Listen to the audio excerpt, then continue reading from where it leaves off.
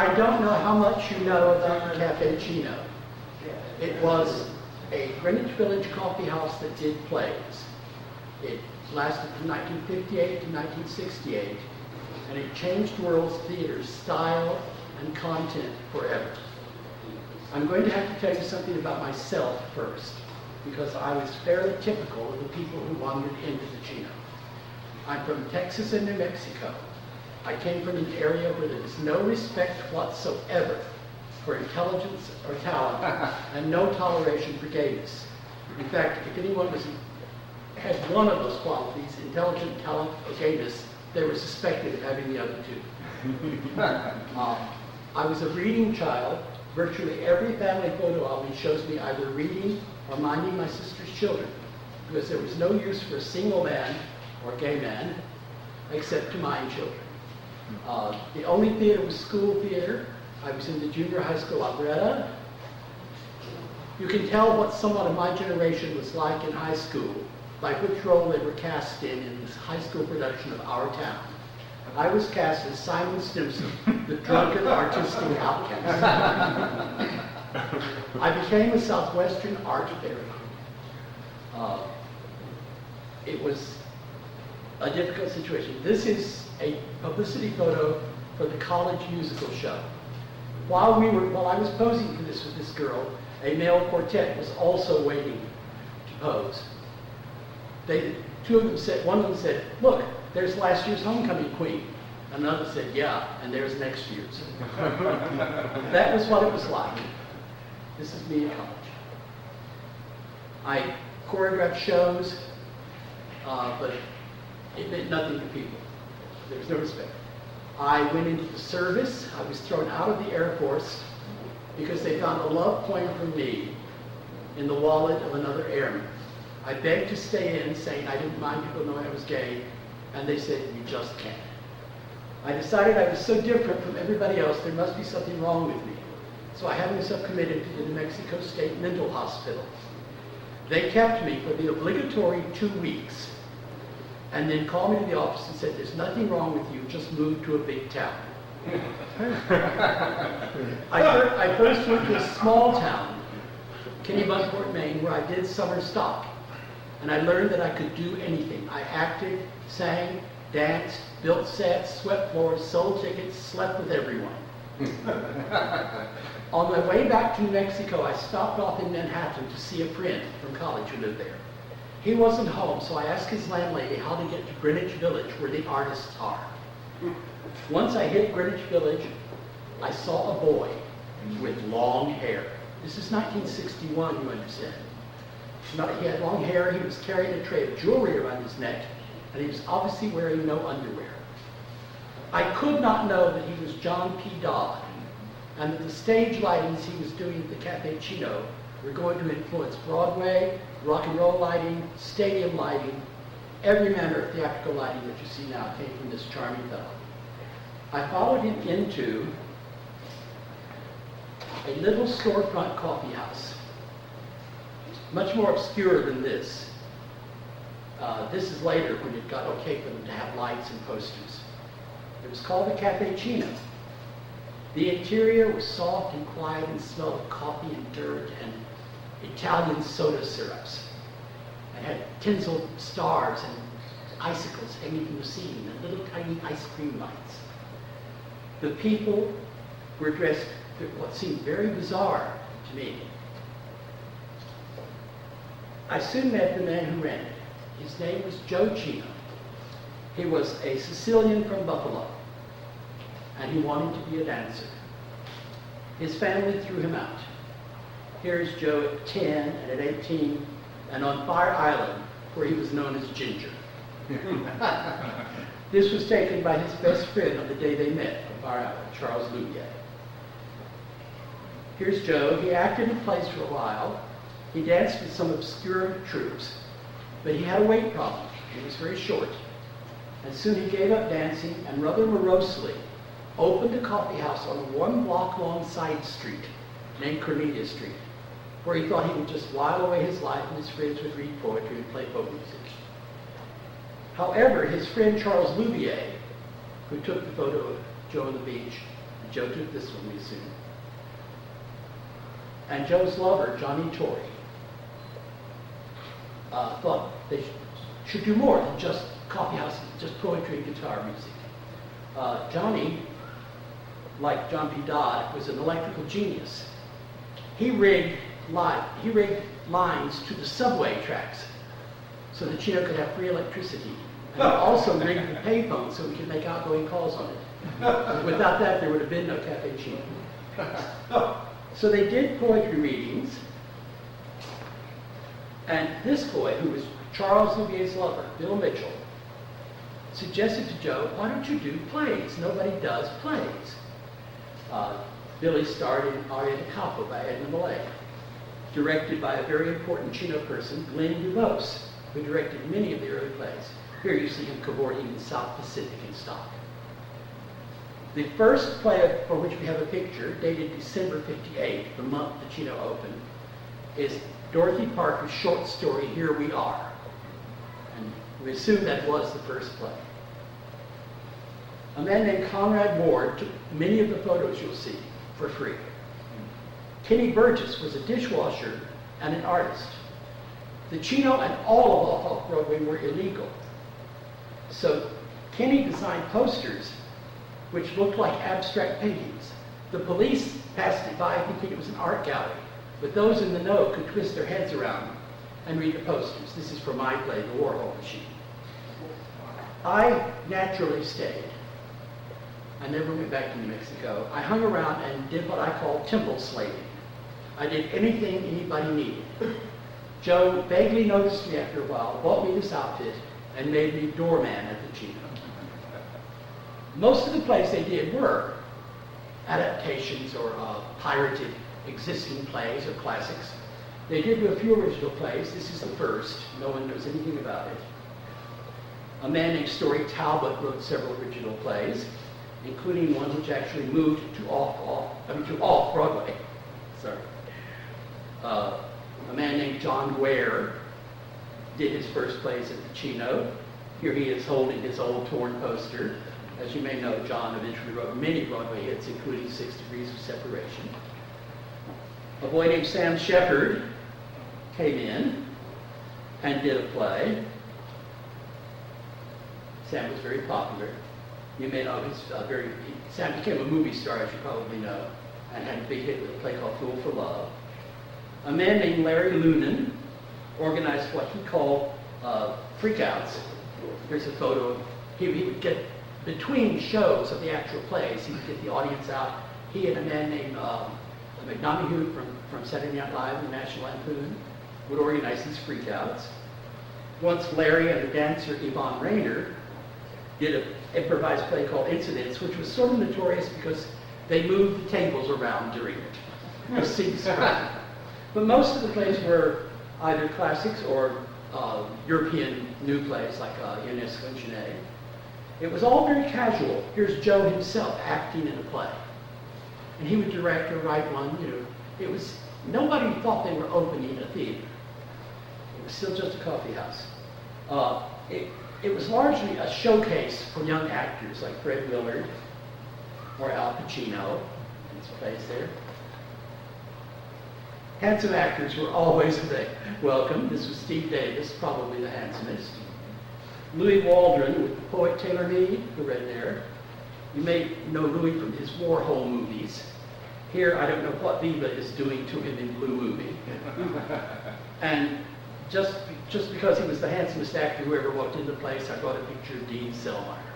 Dean claimed that he was a CIA hitman. So it was all very casual, until a man named Bob Dada came in with his troupe of strolling players, as he called them. And the plays became regular, very professional, and quite popular. People began to come to see the plays, as well as the wonderful place. The most popular author was Tennessee Williams. Here's a beautiful production of his Camino Real from 1961. There's another shot of it. You're welcome to come look closer at these pictures afterwards, with the immortal Shirley Stoller. Gwen Van Dam and Mary Boylan did a prize-winning production of the play about the whore. What's it called? I'll remember later. The Titsui. A man named Jim Perkinson did imitation Tennessee Williams plays such as Recollection of Cabbage Roses. And he also produced many plays by Oscar Wilde. Here's his Salome.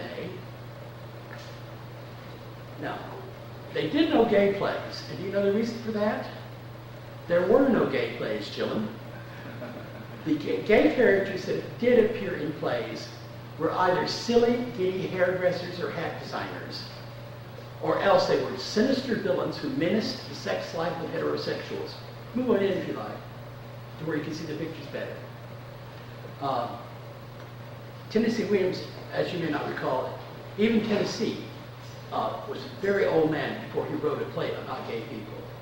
But in several of his early plays, off-stage dead gay men have wrecked the lives of the on-stage straight people. Streetcar, Cat on Octane Roof, Suddenly Last Summer. No one had ever thought of doing gay plays, plays about gay people. Even at the Cino, this continued for a while. Daniel Hayden Clark wrote a play where his sister Connie was strangled by a man who hated her and told her that the man she had chosen instead of him was gay. There was still that feeling about it. There was also a thing called the gay sensibility, which generally meant drag shows. Here's a photo of an unidentified drag play, which must be early at the Cino because of the particular furniture. No one knows who did it or when. Hope Stansberry and Hal Borsky, who were waiters at the Cino, appeared in drag in a play called Henry and Henriette. One of the handsomest actors of all, Matt Baylor, put on a dress and wore roller skates and came on stage and tore phone books in half in a piece he called The Civil War. So you see the Cino predicted performance art as well. Deborah Lee wore a tuxedo to do a William Carlos Williams play. There was also a tendency to pick out plays which allowed young men to run around in leather jackets. This is an adapted TV show. This is Keith Carsey, quite an important person in Cino history. Keith starred in most of the first plays. More gay sensibility. David Starkweather was one of a number of young men who wrote plays about sensitive young men who had terrible problems having sex with women. You may recall this was a popular genre play at the time. The most famous would be Oh Dad, Poor Dad, Mama's Hung in the Closet, I'm Feeling So Sad. David wrote many plays, terribly brilliant writer. He actually doesn't choose to be associated with the Cino, but he can't stop me. With titles like The Family Joke and Who's Afraid of Edward Albee, and his great hit, The Love Pickle, in which at one point a young man stands up pointing a gun, pointing a pickle at a woman as if it's a gun. He says, "This is my gun, this is my gun." She says, "If it's really your gun, make it piss." Paul Foster, the most important playwright we've come to yet, wrote another kind of play associated with gays, plays about the general malaise of the universe. Carson McCullers wrote plays like that. You know the kind of play I mean, where a gay person projects their own outsidedness and awkwardness and unhappiness onto black people, Jewish people, crippled people. Paul wrote many of those, and they're very good. Hurrah for the Bridge was his great hit at the Cino. You see, it's juvenile delinquents after a poor old pushcart man who's escaped from the death camps. Paul wrote the first great hit that Off-Off-Broadway had. This is everybody's favorite poster from the Cino. In fact, the first article about Off-Off-Broadway was called, "Have You Caught Balls?" Balls was able to be so popular because it was a puppet play. There was a recorded speech track, but all you saw on stage were two ping pong balls swinging back and forth. They represented the consciousnesses of the main characters who were two dead men in their graves, wondering when they were going to die, and stop seeing this consciousness. Above them, people made love, had picnics, peed on their graves. It was a great play because it was portable, it could be done everywhere. And as there began to be more Off-Off-Broadway theaters, within 3 years after the Cino started doing plays, there were 300 off-Broadway theaters. That was how popular the idea was. Here's a cast of balls taking a break at a recording session. Paul later wrote the Broadway play Elizabeth I. Immediately after Paul did his first play with Cino, a tired middle-aged musician named Tom O'Horgan started hanging around the place and talking with Joe Cino about how depressed he was, he didn't know what he was going to do with his life, and what could a gay man do after 40. And Joe said, well, you can do plays, and put it to the floor. Tom did a couple of abstract movement music pieces. I remember one, a boy in translucent yellow veils was being pursued by a 6'6" fat man in business suit. However, Paul Foster and Tom O'Horgan got together. And a woman named Ellen Stewart at a place called La Mama gave them a workshop. And they created modern theater. Their most famous play was called Tom Paine. You're used to scenes like this now in plays, musicals of all kinds. But this is where it started. A place where time and space were fluid, where people went in and out of different characters, where it went from reality into fantasy, into alternate fantasies. You're used to all of that now. Paul and Tom invented it in Ellen Stewart's workshops, and they met at the Cino. I'll show you some of the beautiful pictures from Tom Paine. Tom Paine toured the world. And even now, what is it, 50 years later, plays come to La Mama from all over the world, done by people who were inspired by seeing Tom Paine. Every Bob Fosse or Michael Bennett, any of those people whose musicals you saw on Broadway, had all been down to see Tom Paine. As someone put it when Tom died last year, Tom created modern Broadway, and they never even bought him lunch. And that was partly because Tom was always so frankly open. But as you know, Tom created Hair. Hair came to be because Jerry Radney, one of the authors of it, he was a married man and wore suits and ties and acted on Broadway. But he found himself fascinated with beautiful hippie boys. And he came down and talked to Joe about it for hours and hours. And Joe said, well, do a show and cast some, and you can meet them. The result was Hair, which altered Broadway forever. Tom also did Jesus Christ Superstar. Tom took a La Mama troupe abroad with Tom Paine, almost all of whom were Cino actors. A man named Andy Milligan, getting back to gay sensibility here, a man named Andy Milligan did productions of, Genet's Death Watch and The Maids, with what the critics call homoerotic overtones. His prisoners in Death Watch wore almost falling off of the fur pants and clawed at each other as they spoke. His maids had a lesbian love scene. Here, I wish I had a clear picture of this. Is Dean Selmeyer, a terrific looking actor, wearing very little and crouching in Death Watch. I have them clearly shown. A man named Michael Smith. Again, it was this gay sensibility thing. He wrote a play about a boy whose mother interrupts him every time he has sex, and a marvelous monologue for Joyce Aaron in which she seduces herself. A man named Donald Cavaris, a Cino playwright, wrote a play in which the sexes have combined into one. So all sex is straight and all sex is gay. A man named George Viramisa, this is another level of gay sensibility, wrote a play called Daddy Violet, in which war protesters, as they explored the fact that they themselves have warlike urges, for just a few moments suddenly found they were sexually attracted to each other. A man named Jeff Weiss wrote a play called A Funny Walk Home, in which he came back from an insane asylum. He hadn't been crazy when he went in, but he was driven crazy by being raped by the male orderlies. And he comes home and kills his whole family. A German countess named Ruth York, who lived down the street, wrote a play opposing capital punishment. And within it, as the man is dragged off to the chair, he offers himself sexually to the guards for just one more minute of life. Okay, I bring all this up. None of these plays could have been done anywhere but the Cino at the time. That's how homophobic the culture and New York theater were. Even those little plays with these vague mentions of homosexuality could not have been done. This is Jean-Claude Bonatala, a thoroughgoing intellectual, who wrote a play called War, in which, as in Daddy Violet, two boys improvising find they have a yen for each other.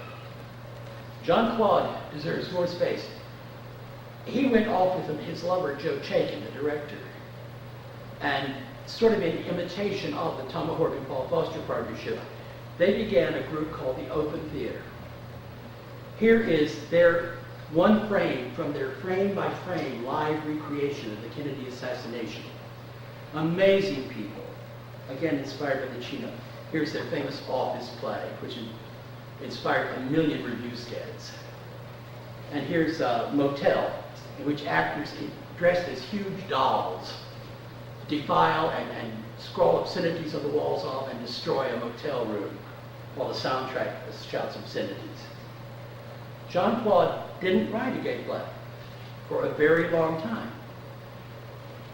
And when he decided to come out, he came out all the way. I won't tell you what a young man does to himself with the Washington Monument in Jean-Claude's completely XXX movie, American Creed, which he made in the 1970s. That's coming out with a vengeance. But he never really wrote a gay play. Gay sensibility still. There's a thing called camp. We almost forget that it originally belonged to gay people because it's become a general style now. Ronald Tabell was the king of camp. He did a lot of work with the Warhol people, wrote a lot of movies, Randy. He came to the Cino with a play called Vinyl. Now, do you all know the book and movie Clockwork Orange? Well, in the book, the young male juvenile delinquents rape an old male beggar. In the movie, Stanley Kubrick was so afraid of that, instead he had them kicking to death. He couldn't face homosexual rape. Well, Ronnie did a stage version of it called Vinyl to avoid lawsuits and restored the rape. But he had the main male juvenile delinquent played by the superbly beautiful Mary Warnoff, by a woman. So you see what I mean by camp, pushing these in camp. His most famous play was Gorilla Queen, in which everybody fucks everybody. But you couldn't really call it a gay play because it's cartoonish and nothing is taken seriously. Another contender for King of Camp was H.M. Koutoukis, a Greek and a brilliant poet. He was the poet of the Cino. He created the slang and the common terms, and the secret little language that we all spoke. Harry cast 6'6" Charles Stanley as Medea. One of the great performances in theater history, by the way, and placed it in a laundromat. So again, you couldn't call it a gay play, it's camp. He wrote a play about the Cino, which took place in the heaven for broken toys. Here's Charles Stanley again in a play by Harry as Jean Harlow, which contained the immortal line, "When I had my period, 400 people didn't work." When a show didn't show up and we grabbed comic books to use as scripts, Harry played Wonder Woman. Here he is fighting the ghost of Taboo Mountain. I played Diana Prince. The third king of camp, Tom Ayman, a Lebanese Valentino. Tom never wrote a gay play. If there were gay characters in his beautiful, ebullient, Thomas Horgan type plays, they were screaming queens. Just brought on for laughs. Usually hat designers. But he did write great camp plays. Why Hannah's Skirt Won't Stay Down was the second most revived play in Cino history. It was homoerotic, as they say. Helen Hunt played Hannah. Steve Davis played Why Her Skirt Wouldn't Stay Down. This play was revived endlessly, played every house off Broadway. And even at that time, the critics were hip enough to say she carries on just like a gay man. But he formed his own theater. I have several posters of these here. He was superb. Actually, his first show for the Cino was called Frustrata, or The Dirty Little Girl with a Paper Rose in Her Hair is Demented. It was Tom's take on Barbara Streisand, whom he had known when she was walking around the village with bags full of 1970s clothes. Brilliant play. He discovered Bette Midler. He wrote a play called The Whitehorn, the Bit Player, in which in an insane asylum, a woman who always played a nun and a Marilyn Monroe type constantly exchange identities. Mary Claire Sharba and a woman named Jacqueline Colton, whom you've all seen in LA plays, took that play abroad, just the two of them, in 1964. It was the first off-Broadway play to go to Europe. Tiny Tim saw them off. He had been performing at the Cino. Oops, I'm getting away. So Tom never wrote a gay play, but he did write Dreamgirls. When Tom died, the New York Times announced that he left a fortune in excess of $500 million, which I'm very glad for him. But he never wrote about his own life or his own world. Now we come to the peak of gay sensibility. This handsome honey here is a redhead named Doric Wilson. You may have heard of Doric in connection with gay theater. When he was at the Cino, he wrote 4 plays in 1961. He was very important because he proved that there was a viable audience for original plays. Each play he did got more popular. People came in saying, do you have a new Doric Wilson play this week? His plays were eccentric, artistic, very funny. He had a character in one of them whom it was described as gay in the script, but does and says nothing gay in performance. But he did write one play called Now She Dances, which is the trial of Oscar Wilde, played by the characters of Salome. And one character, obviously the Oscar Wilde character, is a protester, protesting King Herod's corruption, and loved by Princess Salome, who kills him because he won't kiss her, as in the play. Everyone who ever saw the play remembers that the Oscar Wilde character was a gay protester before there even were gay protesters. Doric reminded me just recently, no, he isn't. Doric did not write a gay character at the Cino. However, in 1967, he revised the play and made the character clearly a gay protester. And then he went through the Stonewall riots, and immediately afterwards, he started the world's first professional gay theater, TOSOS, T-O-S-O-S, for the Other Side of Silence, which persists to this day and which has done hundreds of early gay plays, sponsors hundreds of new gay plays every year. So he more than made up for the fact that although he had the chance to be the first gay playwright in the world at the Cino, he backed down a little. But he came out with a vengeance. And you'll see him in the new movie Stonewall Uprising. Yeah, I saw that today. Doric, you saw Doric, the redheaded man who talks about the riot and the marches. Okay. Can I give you some water? No, thank you. We're right on schedule. All right. I wanted you to hear all that to understand how difficult it was to reach the point of doing gay theater. We take it for granted now. Nobody even thought of doing it then. So since Doric says he didn't write a gay play, the actual history of modern gay theater starts with the man Andy Milligan, whom I mentioned earlier. Andy asked me to write an adaptation of Tennessee Williams' short story One Arm for a new place across town called La Mama. I backed down because he wanted things in it that I, prudish as I was, thought were vulgar. So Andy wrote it himself.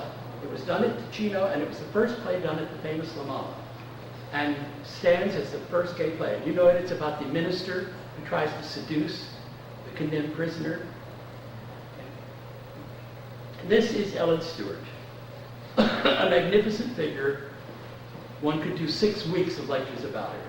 This is how I see her. The early history of La Mama is completely intertwined with the Cino. Keith Carsey and Kitty McDonald can't remember whether this play was done at the Cino or La Mama or both, for instance. This is Keith in the first original play written for La Mama, probably the first nude scene off Broadway, and the only surviving photograph from a play at Ellen's first theater. Okay, so there was this one gay play, and then along came the Mozart from Missouri, Lanford Wilson. Lanford was a force of nature, a quiet, vague force of nature. It took him no time at all to gather a loyal group of supporters around him. His productions were always magnificent, even at the Cino. Something about him just drew people. They knew this was the real thing. But Lanford's first plays were gay sensibility plays, with lots of dead women in them. Lots of shy boys who could have. His first play, So Long at the Fair, is about a boy who is cornered by a woman who wants sex. He kills her and folds her up in a sofa. It can be done. It was hilarious. Home Free, his second play, is about a brother, an incestuous brother and sister. She's pregnant by him, but he's completely neurotic and can't go out. So when she has a heart attack and starts to die, he sends their imaginary friends out to get a doctor. Another early play of Lanford's is a monologue by a man who is breaking his murdered wife up into a wall. Definitely what we call gay sensibility. Okay? And then Lanford met a screaming queen named George Winslow, who had been the ticket man at Kenny Buckport, and I introduced them. And Lanford went right home and started writing what would actually seem to be the pivotal play in gay theater history, The Madness of Lady Bride. It is a polished, lyric, looping poem of despair, of idealism, of disappointed romanticism. It's a queen going crazy on the telephone on a hot night. And it was magnificently played by a man named Neil Flanagan in production after production. Neil wound up doing 300 performances of it at the Caffe Cino. Nobody set out to create gay theater. I mean, Lanford was just fascinated by the first screaming queen he met. But by accident, he wrote I don't know, what would you call it? the landmark, the quintessential avatar. That's it, of gay theater. Here's Neil again. This is an actual 1965 poster, not a reproduction. Lanford only wrote one other play with gay characters. It was a little tiny skit called Sex is Between Two People. Neil Flanagan and Bob Dada played it. It's an inconclusive in the St. Mark's Baths. You know, here's a recent production of it in Boston. And then, I guess, Lanford began to make money from playwriting very quickly. And it might be that he pulled back from the possibly iffy gay sex. And this is his wonderful play, Ludlow Fair, about a beautiful girl and a plain girl who are roommates, with one of the major Cino performances by a woman named Jenny Ventris. The play was, I was living with Lanford, I know. The play was started as being about two men, about two guys at the Cino, and was quickly changed, I do not know on whose advice, to two women. It is a beautiful, brilliant play. And ironically, it and Lady Bride on the double bill were Lanford's first commercial production. Lanford met a genius director named Marshall Mason. And they did play after play after play. Lanford was insatiable. Lanford had always said, I'll see a good play and I'll go home and write it. He learned every technique, every approach to playwriting. And Marshall was right there with him, able to handle all of them. And they both gained a very deserved reputation as the finest theater artists off Broadway. Lanford's last play at the Cino was called This Is the Real Speaking. Lanford did the poster as well. It is a soft, gentle poem about small town life. The setting is a gazebo, and all of these people play mini characters. It's whispers and fragments and snatches and bits of life in a small town. Very gentle, very pretty, you know. There was one scene where all the men in the play played little boys, off in a corner, masturbating and telling each other how to do it better, like spit on it, it makes it slicker. When the play was almost immediately taken to television, Lamford changed that to the boys sneaking a smoke. And I got pretty miffed. I admit it. I thought he didn't have to do that. I thought he could have pulled rank. It was important to me and not important to him. However, I forgave him years later when he had Jack Daniels in 5th of July kiss first William Hurt and then Chris Reeves and finally Richard Thomas. I forgave him big time.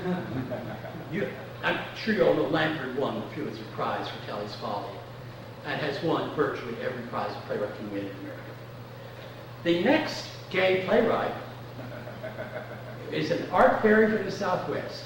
I was writing The Haunted Host when Lamford was writing The Madness of Lady Bride. Neither of us even, as I say, had any thought we were creating gay theater, which is the most interesting subject. I was inspired on the day I helped move the couch in for Lamford's first play. After we got it up on the stage, I watched the stage manager-director folding and unfolding it, and I got an idea for a play about two men unfolding and folding a couch, and it became The Haunted Host. I became Robert Patrick because Marshall Mason, when he went to have the program made, said, do you want to use, my real name is Bob O'Connor. He said, do you want to use Bob O'Connor for actor and writer? I said, well, no, that sounds vain. Use Robert Patrick for the writer. If I'd known I was ever going to write another play and it was going to stick, I would have chosen a more dramatic name. At any rate, here is The Haunted Host and his pretty guest. That's William Hoffman, who was Lamford's lover. I have a lot of pictures of this because it's my play. There was, oddly enough, it caused a lot of controversy. It is very much inspired in style by the Broadway comic writer Gene Kerr. And a lot of people felt it wasn't avant-garde enough. I said, my God, it's about a heroic gay man. How avant-garde can you get? This is my favorite production of it, with Neil Flanagan as the host, and the best actor off-Broadway ever produced, Joe Pichette, as the boy. Joe later played the man when he got the Mulder in 2 productions in London and New York. Harvey Fierstein played it. It was his first male role. And I'm very proud of that, and of the fact that he revived it several times. Here he is on a float for The Haunted Host. But somehow I'm more proud of the fact that last year in New Orleans, it was done again. It's been done hundreds and hundreds of times around the world since 1964. And these boys, just for me, posed in the same pose as me and Bill Hoffman in 1964. That's what I'm proudest of about it, that it endures. And I also wrote a play called Kennedy's Children. I mean, a book, a play called Kennedy's Children, which relates to this in that many of the characters are based on Chino people. Sparger, the actor, is based on Charles Stanley. Carla, the doomed actress, is based on Connie Clark, Jeannie Lanson, and Zita Litvinos. And the hippie is based on Maggie Dominic. Came to the Chino about this time. Everybody always says the hippie character in the play couldn't conceivably have been at all the places she was and did all the things she did. And I say, well, I left out her career as an off-Broadway theater star. Maggie really is like that, and is like that. I also wrote a novel, very romantically fictionalized study of a Chino-like place called Temple Slave, which was always my proudest title there. Billy Hoffman, that pretty thing you just saw, who was Lamford Wilson's lover, showed Lamford a short story. And Lamford said, it's not a short story, it's all dialogue, it's a play. So Billy recasted his play, and it became Good Night, I Love You. Subtitle, A Study of a Fag and His Hag. This boy and girl, gay boy, and the girl who's in love with him, chat every night on the phone. And to keep his interest, she tells him stories about him and his lover. And this night, when he really doesn't want to talk to her, she makes up a story where he has the lover's baby. It's the sweetest play ever written. He also wrote a sensitive young man play. This is Neil Flanagan in Thank You, Miss Victoria. A yuppie is forced to go to work by his father. Out of boredom, dials a dominatrix, and by the end of the play is naked on the floor, tied to his desk with his tie, begging her to call him back. Billy also wrote, eventually, As Is, one of the first 2 plays about AIDS to hit commercial theater. You must see. As an editor at Hill and Wang, he edited Gay Plays, the first book of gay plays, and he wrote the first opera commissioned for the new Metropolitan Opera, The Ghosts of Versailles. So how's that for credentials? Perhaps in response to Lanford's play Sexes Between Two People, Hope Stansbury wrote a movie about the baths called Vapors, which Andy Milligan directed. It was his first movie with a cast mostly of Chino people about baths. Unfortunately, Andy never made another gay movie. Andy was way Catholic and dealt with a lot of guilt issues and became a worldwide famous cult figure, making gory, super low budget exploitation films, as they were called back then. They show a little bit of breast, a little bit of ass, lots of blood. And he gave Chino actors a lot of roles in them. So all these great actors, unfortunately, their only immortality is in these gory movies of Andy Milligan's. Clarice Nelson, a good friend of Marshall Mason and Lanford Wilson, wrote a lot of shy girl plays with Chino. And one of the first openly gay characters, based on John P. Dodd, the lighting genius, she wrote a little play where she's running away and he talks her out of it. And she also wrote for the Chino, but did it La Mama because it needed a window. And as you've seen, the Chino, there were no walls, doors, or windows. It was called The Girl in the BBC and starred Victor LaPerry, whom you'll see more on later. One of the 2 or 3 prettiest actors who ever worked with the Chino. So she wrote a gay play. She also later starred in As Is on Broadway. And it was she and Marshall and Lanford who started Circle Repertory. You may have heard of Circle Repertory. An existentialist and the mentor of Sam Shepard named Bob Heide, who spends all his time listening to Kate Smith records while reading Sartre, wrote an extraordinary first play called The Bed. There's a blonde boy and a brunette boy. The blonde boy is rich, the brunette boy is poor. They never get out of bed. It is a strange, beautiful, dryly poetic play, and featured an exchange which was chalked all over the walls of the village in its day. God is dead. No, Nietzsche is dead. No, we're dead. And you see it inspired a lot of beautiful photographs. Andy Warhol filmed it, but no one can find it. Then Bob wrote a play called Moon. It is about 2 married couples having a hideous quarrel in a tiny little New York apartment late at night. Called a play of caught and passion. And there they are, all terribly messed up, all grueling and psychologically complex. There's 2 of the prettiest boys that Chino ever had in one play, Shane Jennings and Victor Lipari. Whoops, a big picture of Victor. However, at the very end came a unique moment. Up till then, the play could have been Who's Afraid of Virginia Woolf?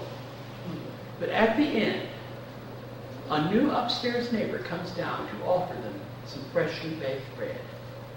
His male lover is asleep upstairs, so he's taking this opportunity to come meet the neighbors below. He is calm, focused, sweet, strong, and beautiful. So this picture, and this, unfortunately, very faded one, are the only images we have of an epical moment in theater history when a gay character had it more together than a straight one.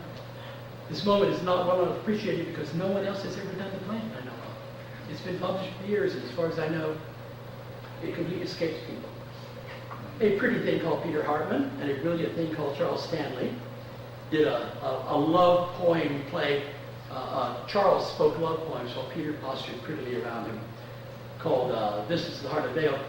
What's interesting is, in another theater that had a curtain, they did it. At the Chino, they just did it on the stage, it was. In this other theater, they hung 100 candles by the middle, So they're suspended, like this, and lit both ends. And that burned throughout the play. Is that a lovely symbol? This is a new chapter in Chino history. I've got 20 more minutes to go. A couple named Joyce and Gordon Tredick, who were critics for a paper called Show Business, had always been very kind to the Chino, reviewing it whenever their boss would let them. And there were a few other reviewers. But the place had never been really known, which actually was probably good because it was illegal. Then there was a fire, which completely gutted the place. And suddenly, all of Off-Broadway started throwing benefits to rebuild it, and people like Edward Albee came out in support of it. And suddenly it was all over the papers, and it was wonderful. This outpouring of love and respect was wonderful, but it made things different. Joe and Ellen Stewart got an Obie, the off-Broadway Oscar type award. First people from off-Broadway ever to get an Obie. Totally unexpected. The New York Times did a big article in their magazine section on off-Broadway. The only 3 people it named, there were hundreds of pictures, but the only 3 people it named were Joe, Sam Shepard, and me. Now, Sam and I were not particularly prominent at the time. I think they chose us because we looked most dissolute and dissipated. Because the article was rather condescending. However, here's Joe from the Times. However, all of this made a difference. People were coming from all over. Life magazine came down and for months took photos. They never published the article, but here's a famous photo that Life magazine took of a bunch of playwrights on a roof. When was the fire? 65. And then a French magazine named Realités did this major spread on the Chino and La Mama. This attracted a lot of people. Among them were people from the Warhol orbit. This is Soren Ingenue, a brilliant, extremely bitter playwright. This is from his version of A Christmas Carol, starring the famous Undine. Those of you who know Warhol movies have seen Undine, a compulsive talker, brilliant, bitter raconteur, and they came down and did The Christmas Carol. They brought with them, I don't know how else to say it, carloads of drugs. There had always been drugs at the Chino, for Christ's sake. There were drugs everywhere. It was the 60s. But I don't know what they brought down. But I know that there was a whole spell there that I don't remember very well. Here is a picture from The Christmas Carol. I had this picture for weeks before looking at the shadow of the profile of the wall. I realized that was me. I didn't even remember doing the play. But there I am in a number of photos from it. That's how it was. And that's how it was from then on. I don't blame the Warhol people. I certainly don't blame Warhol. Whom I met twice. He seemed innocuous. But let's just say that's when it happened. Fine work was still done. Jackie Lee Holden deserved every acting award in the world for playing the Spirit of Christmas Past with a birthday cake on her head with the candles burning. Soren was also the lover of Lance Loud in a TV series called An American Family, the first reality show. Now, about this time, and very largely due to the influx of incredible drugs, Joe's lover, Johnny Torrey, died. At first, Joe thought he killed himself. Turns out he didn't. But Joe was convinced Johnny had killed himself and started a spiraling decline. Here is a dance done in the streets in 2007 in front of the Chino honoring Johnny Torrey, Joe's dead lover. Very close to him, too. These two, you probably can't even make out what these are, and that's all right because nobody could when they were done either. There began to be a lot of very strange ritualistic things called invocations or rituals done by these Warhol people at the Chino. I remember one where 2 people took 30 minutes to outline the stage in aspirin, silently.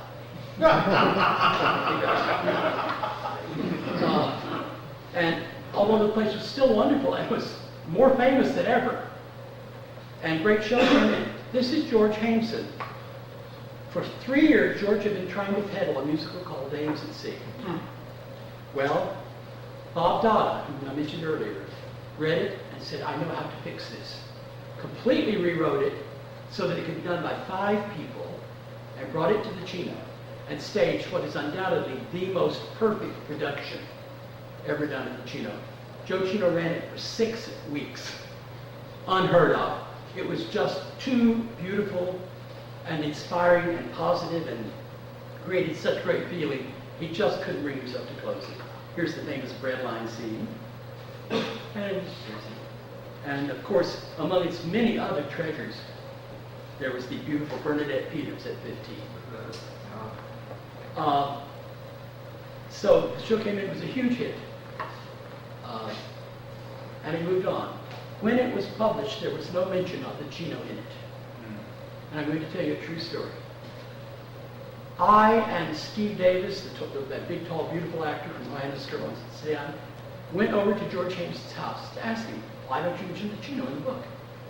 And George said, I swear, we can't afford to be associated with drugs and homosexuality. Now, would you and your handsome friend like to come into the steam room and try some psilocybin? Some friends of Joe's, very esteemed dancers, did a concert at Judson Church. Joe asked to be in it. He hadn't danced for years. And I had to manage the Cino that night, so I couldn't go see it. Everyone who was there said it was the most horrifying, brilliant thing they've ever seen. He had them erect doors all over the stage, and his dance consisted of slamming the doors harder and harder and harder as the bolero played. Not long afterwards, Joe joined Johnny in death. He killed himself most horribly. And this is Marshall Mason's interpretation of the suicide of Joe Cino from a movie version of Kennedy's Show. I don't have to tell you how it shattered us. This was the Joe we remembered. And I and William Hoffman and David Starkweather shoveled up his congealed blood from the stage. Okay? We were in no great shape after that, let me tell you. But Joe had always called us his Rockettes. You know, the Radio City Dancers? He said, you're my Rockettes. You go on, you give them a good show no matter what. And so we did. John Borski supplied that to me. That's Joe Cino's own Rockette Bennett. A few weeks after Joe died, we went to the Obies dressed like this. Can you see it? We were much criticized, but we felt Joe would have wanted us to do exactly that. The Cino continued. The first show after Joe's death, already scheduled, was Clarence Nelson's The Prince, and then the medieval fable cast entirely with gay playwrights and directors who wore a lot of tights. And we were criticized for that too. People thought we should do morbid shows, which Joe would have hated. Here's some more shots of that. It's me and Lanford Wilson. Very pretty pictures. Marshall and Lanford took Lady Bride to Europe with Charles Stanley playing Lady Bride. Charles took over management of the Cino, and he let the Warhol people do a show called Donovan's Johnson, which may be a gay play. That's why I have it here. It was impossible to tell what it was supposed to be. It was gibberish. It was maddening. And it didn't go on for long because one night, Charles, who was stage managing, walked out on stage and broke all the props and walked out of the theater. It was getting like that. However, we were still doing some great shows. My most produced play was done in this period as part of an episode called New Works, part of a trio called New Works, the Camera Obscura, where a boy and girl on distant planets talk to each other and there's a mess up, a time delay in communication. You may have seen it. It's been done in most high schools in the world. These are different productions of it. Oh, it was written to be done nude, but people almost never do it that way. But some people in Canada did, and were closed. And here's a political cartoon from Canada, a god evicting the nudes. Charles Stanley did a very strange piece called Opening July 4th for Joe, Morning Joe. He flipped out and left, and a man named Michael Smith took over management. Lanford Wilson did what some people say is his best play ever, The Sandcastle, in that year. A major Cino production was Snow White from Walt Disney's comic book, with the beautiful Maggie Dominic as Snow White, a great personal triumph for her. Kenny Burgess played all the forest animals. He wore long underwear and pasted pictures of little animals all over it. Here's Snow White. More Snow White. This is Joe Bush, who I wish had come to the Cino earlier when Joe was alive. Joe's a brilliant man, important in homosexual art history, because he wrote a book called The Homosexual Handbook, the first book to list all the famous gay people, including J. Edgar Hoover. It had a green cover. Suddenly, all the green copies disappeared in bookstores all over the world, and a new edition came out with a red cover, which was exactly the same, except it left out J. Edgar Hoover. Joe wrote a great play called French Grey, a monologue from Marie Antoinette in prison, which had the wonderful line, people were angry because she took bread out of the mouths of the poor by buying a diamond necklace. She says, that's absurd. People don't eat diamonds. Style is a heavy responsibility, and magnificence costs money. Joe was something. While Bill Haysop and I were tearing down the set for French Grey, we joked about what it would be like if someone did a dignified reading in tuxedos and evening dress of the obscene works of the Marquis de Sade. And Bill, who was Joe's lover, went home with the idea, and they ran with it and created a wonderful off-Broadway piece called The Sade Illustrated. You recognize this is parodying a famous ad in Hair, where naked kids held a sign that said love. This is a Charlie Chuck. You can see everybody fucking everybody in The Sade Illustrated. By that time, people were not put off by gay stuff on stage. There's the theater where it played. We did Faust from the comic book. And the last gay play done at the Cino was by Hal Borsky, a former lover of Joe Bush's, oddly enough. And we have no photos of it. And the poster, as you can see, the only photo of the poster is hopelessly blurred. Suffice it to say that Hal was the West Wind. And he had made Apollo angry and been exiled. So there was no West Wind in the world. Irving Metzman was a meteorologist who comes to the island of his exile and explains to him that it is impossible for a wind to blow west. And they fall in love, and before it's over, the wind blows west. Little Walter Harris played the Sandman, who at one point puts him to sleep because the plot got too complicated. And I always say when I'm talking about that play, well, if I told you the plot of the Brothers Karamazov, it would sound pretty silly too. But that was the last gay play done at the Cino. Tom Ian did a sequel to Hannah with beautiful Steve Davis. There were other plays. Most of the new playwrights that were brought in, I contacted, and they haven't kept anything from the Cino, oddly enough. No flyers, no posters, no photos. It's as if the place was even already sort of drifting out of time and space. And eventually it was closed because the city kept laying summonses on us. While Joe, who was a Sicilian, was alive, apparently some family influence had kept him from being closed.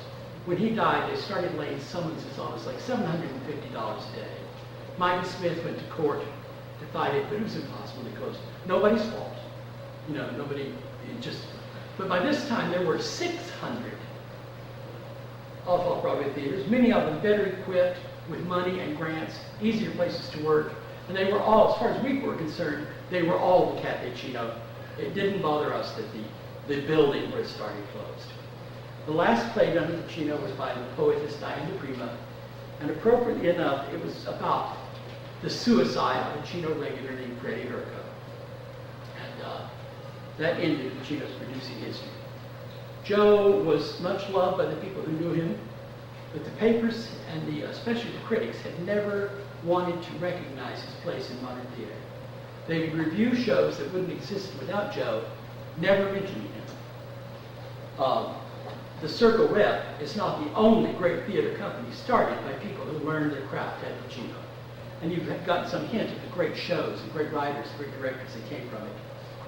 When they did the first anthology collection of plays from off-Broadway, most of the writers had started at the Cino. Then in about 1979, a paper called Other Stages began the Cino revival with this article by me.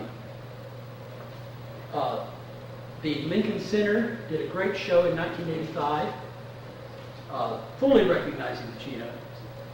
They recreated the interior of it with Joe's favorite saying, "It's magic time." I did a mural of Joe and Ellen ringing their chimes and bell, and there have been many, many gatherings of Cino people now around the country. This one was last year in front of the Cino. I had a plaque put up on the building, picture of Joe, with the inscription, "On this site in the Caffe Cino, artists brought theater into the modern era, creating off Broadway and forever altering the performing arts worldwide." And I think that's where we're at. Thank you.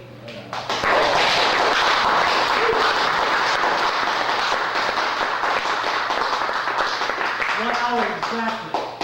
Yes. 2 minutes. How did you do that? I talked too fast, right? Have you any questions or comments? I welcome them. Yes, what? You Yes. said originally that the off-Broadway was illegal. So why was it illegal? Because you weren't paying rights, or what do you mean by Well, illegal? of course, it was illegal when they were doing the pirated plays.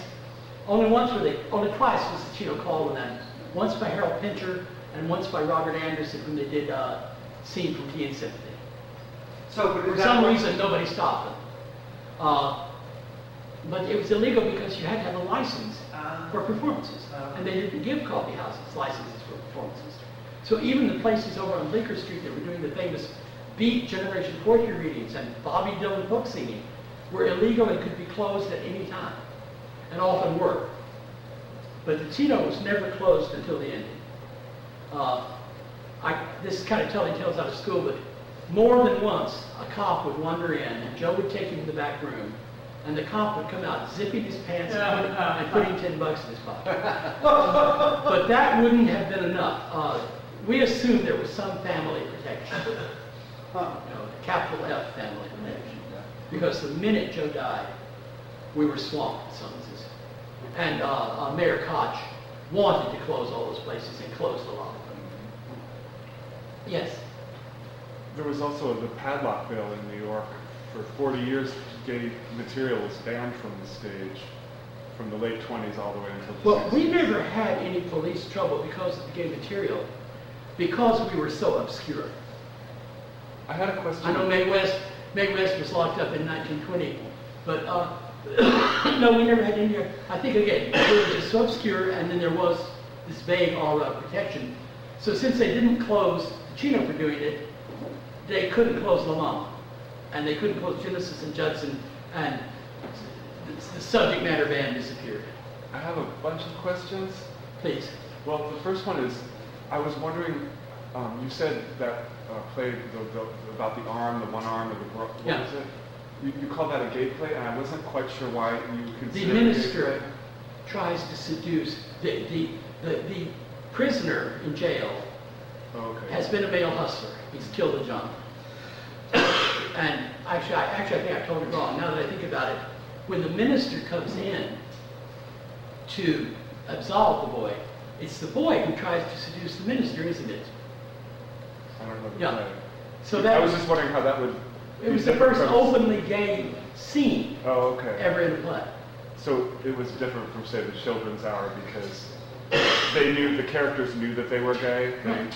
Okay, I understand. And then you said the last play, you said the last gay play at the Cino, I didn't ever quite get why that was a gay play. Because Irving Metzman and Hal Borsky fell in love. Oh, okay. I must have not heard you say that. Right. More? Those are the two of the characters in the play? Yes. Okay. The West Wind and the Meteorologist. Okay. Yes? In 1972, I stage managed a production at La Mama of The Maids, an all-male production. Was that Tom Horgan's production? With No. It was put together by 3 guys, one of whom had been in Lennon, Jimmy Wigfall. I don't know. Jimmy, yes. And I remember you over at La Mama at that time. You had long black hair, didn't you? I did, yes. Yeah, and you were heavier than you are now, I think. I may have been, yes. Yeah, and I don't remember if I saw you there or at Phoebe's, but I remember you were around and you seemed to be a very strong presence there. How involved were you with La Mama? Well, I did plays everywhere. I wrote a lot. I liked to produce a lot. I would sometimes have plays on in 3 or 4 places at once. Anytime, it got to where if somebody needed a show, if somebody canceled a show, they'd call me. And I'd whip one up. I'd go, Ellen Stewart once called me at Christmas time. Some people had walked out. Some temperamental troupe had walked out at rehearsals. She said, I got no money. I gave it all to people their set. And their set was a graveyard. Giant tombstones and, what do you call them? You know, tombs. Yeah. And cenotaphs. And I didn't know what to do. I said, I know, we'll do Christmas Carol. And it will all take place in the graveyard where Scrooge finds his own grave. And in 3 days, we had up a full-scale musical with 10 new songs and some of the greatest stars in off Broadway. So they called me to do plays. Yes. Who wrote the score for that Christmas Carol? Do you remember? Well, I whistled the tunes to a man named Preston Wood, Oh, a fine musician named Preston Wood. What happened was he sent out a call. Bob's doing a show, come to La Mama. And I sat there with a copy of Christmas Carol, and somebody come in, I'd say, you could be Bob Cratchit. And I ripped up a couple of pages and said, go memorize these pages. And in the meantime, I was scribbling songs, and if someone came in who could sing, they got a song. So it's kind of off balance, but it's great fun. I found the call sheet for it the other day. 30 or 40 people in that thing. Yes, Bart? No, I remember Tom Horgan did 2 maids, but I think before 72. Jimmy Wigwall, I didn't know he did a maids. Yeah, no, it was very short run. What show did you make? The maids? Yeah. Well, all over short run. There was a guy named Clay, and I've forgotten his Clay name. Hayden. Yes. Oh, so it was that production. I guess Clay repeated that. He was in Tom Horgan's production. That's I it. guess Yes, he repeated it. That's what it was. More? Nothing? Well, thank you all. You've been absolutely wonderful. I hope I wasn't too gibberish. No. So why did you come to California? I left theater in 1990 and moved here because why should I be in New York if I'm not doing theater? Oh, so you left theater. I left theater. Oh. It was killing me. He first came out here with La Mama Hollywood. Oh, is that right? Yeah. I came out here and started La Mama Hollywood. Thank you. Not in any way did you remember. What's your name? My name is Rich.